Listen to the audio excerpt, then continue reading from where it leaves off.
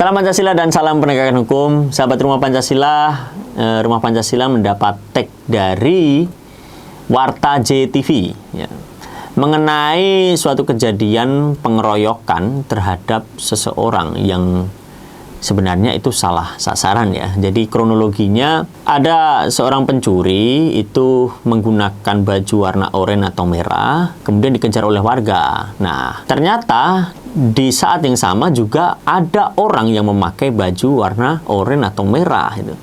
Nah, masyarakat taunya adalah dialah pelakunya. Nah, langsung dikeroyok padahal itu salah sasaran dan mengakibatkan orang itu dirugikan ya secara fisik ya maupun nama baiknya. Bagaimana tanggapan Rumah Pancasila terkait hal ini? Yang pertama, kami menyoroti adanya tindakan main hakim sendiri ya. Nah, main hakim sendiri ini memang tidak boleh langsung dipersalahkan begitu saja. Karena asbabun nuzul munculnya main hakim sendiri ini kadangkali itu karena ada berbagai laporan dari seseorang maupun masyarakat yang itu tidak segera ditindaklanjuti oleh oknum penegak hukum ya.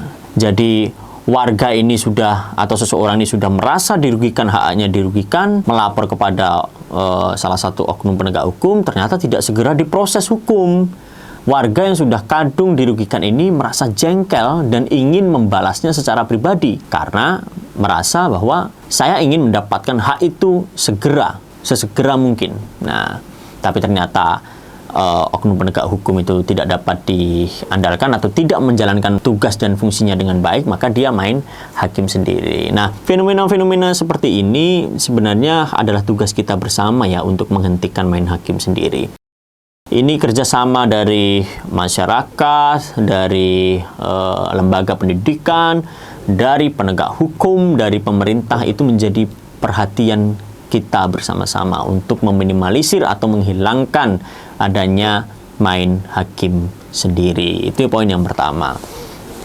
Poin yang kedua adalah bagaimana sih yang semestinya didapatkan dari korban yang salah sasaran ini, hak-hak apa saja yang harus dipulihkan daripadanya itu, atau minta ganti kerugian misalnya gimana itu.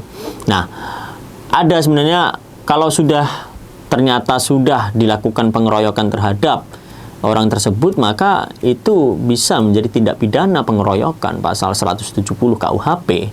Nah, kemudian hak apa yang bisa didapatkan oleh dia? Bisa saja ya, menyelesaikannya secara kekeluargaan. Di situ misalnya si korban ini meminta ganti kerugian. Untuk apa?